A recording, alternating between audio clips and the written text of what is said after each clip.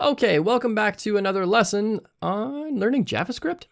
We are going to talk about code comments. Now, generally in a course, I put code comments first, but frankly, they're boring.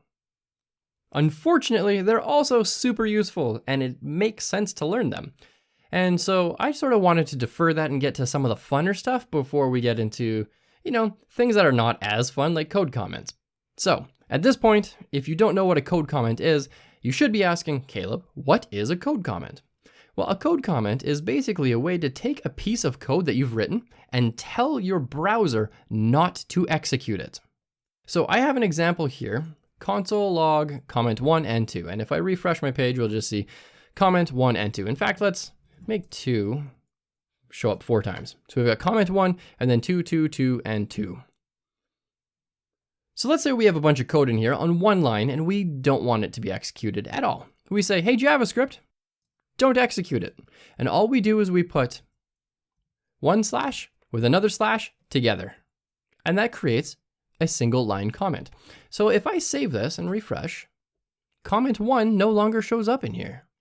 Now, when it comes to multi-line comments, most editors, you can hit like a command slash, so it's like CMD plus slash, or if you're on Windows, it's usually control slash, something like that.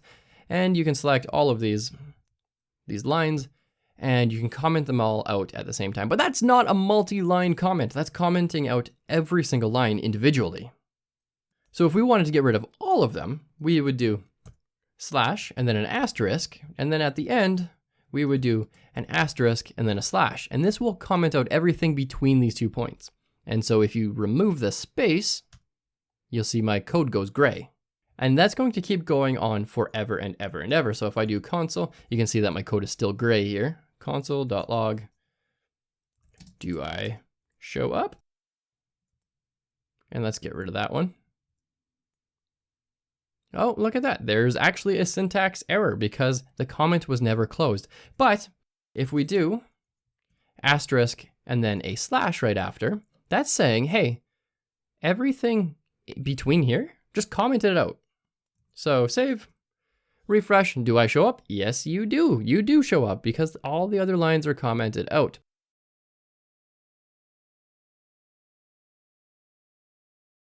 So let's view our page source.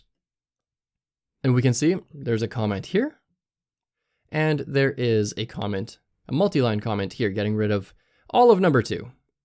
You can also comment out the end of a line as well. So instead of just having a comment at the very beginning, you could have a comment after it. So you could say var name is equal to Caleb, and then if you wanted to make a code note, a code comment, you could put 2 slashes afterwards and say, this is my name. And that's not going to execute either, but as another developer looks at your code and says, var name, what is that supposed to be? What kind of name? Is it supposed to be a person's name? And you say, this is my name. All right, well, I know that's the developer's name now. So I can refresh, and it just says, like every time I refresh, do I show up? Yep, you do show up. And when I refresh this, var name is Caleb. And let's make sure that it still works. Let's go in here and type in name. Name is Caleb. Haha, look at that. And anything over here to the right of your double slashes is not going to show up. That's going to be commented out. So moving forward, you're going to see me doing a lot more code comments. This is a really good way of writing a bunch of code that does not actually need to execute. And it's also a really good way of just like testing things out. So if you want to console log something and you're not sure if you're going to use it later, just comment it out or uncomment, comment, uncomment, comment, uncomment. That's all there is to code comments. Not super interesting as a topic to learn about, but very, very important. And you're going to see this all over the place. In every single programming language, you will see code comments everywhere.